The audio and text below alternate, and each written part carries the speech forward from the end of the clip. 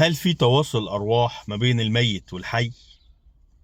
هحكي لكم تجربة شخصية حصلت لي 3 مرات. يعني هحكي واحدة بس النهاردة، يمكن عدى عليها عشرات السنين بس أنا هحكيها. يعني هي وفاة والدي اللي هو سيد صبيح. كانت وفاة فجأة، الموت الفجأة اللي كان تحدث عليه الرسول عليه الصلاة والسلام. يعني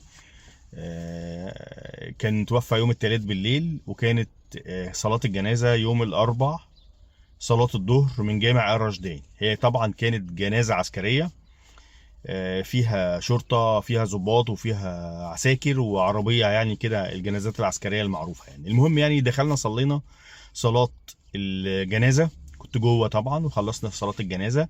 فالناس خدت النعش وطلع بيه بره عشان يبتدوا الجنازة العسكرية، وانا جوه بسلم على الناس. يعني ناس كتيرة طبعا، يعني ربنا يرحم والدي، يعني كان معارفه كتير ومعارفي كتير، فكان ناس كتير قوي بتسلم عليا جوه الجامع نفسه. يعني فالنعش خرج في الجنازه وعايزين يبتدوا وانا لسه جوه في الجامع. يعني فانا جوه في الجامع وسامع صوت اللي هو سامح مباشر الله يرحمه، كان صديق والدي، يعني 35 سنه في الشرطه. وهو سامعه بيقول اندهوا ايهاب بسرعه، اندهوا ايهاب بسرعه. فانا الناس كلها جات لي جري وانا جوه الجامع بسلم على باقي الناس، يقولوا لي اطلع بسرعه. انا مش عارف ايه بسرعه، ايه هيحصل تاني غير الموت، يعني مش عارف يعني. فالمهم طلعت.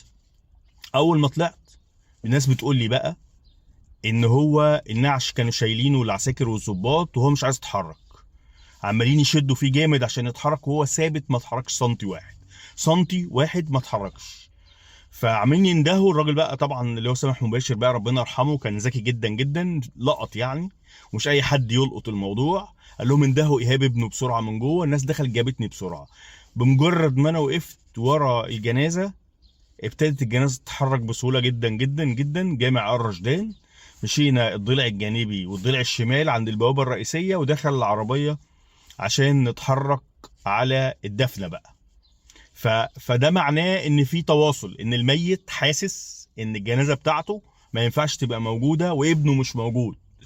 ده تواصل حقيقي، يعني ما لاش اي تفسير منطقي غير كده. يعني لان الناس كلها بعد الدفن قالت لي احنا طبعا ظباط وعساكر والناس بقى رسمي، يعني رسمي ماسكين النعش عايزين يحركوه لقدام، لم يتحرك سنتي واحد من ساعه ما رفعوه عشان يحركوه، ما اتحركش غير لما انا جيت وقفت. اول ما انا جيت وقفت ورا النعش على طول، وعلى طول ابتدى يتحرك في منتهى السهوله والسلاسه، ودخل العربيه ورحنا على الدفنه. يعني ده موقف من المواقف يثبت ان في تواصل ما بين الميت، حاسس الميت مش هتحرك غير لما ابني يجي يعني. وده حصل فعلا. يعني انا طبعا الكلام ده ما حكيتوش لاي حد، عدى عليه عشرات السنين، يمكن والدتي واخواتي ما يعرفوهوش، بس انا قلته وبقوله دلوقتي. وده ما يثبت ان في تواصل ما بين الحي والميت يعني. شكرا، وهحكي لكم ال3 قصص التانيين بعدين في فيديو اخر.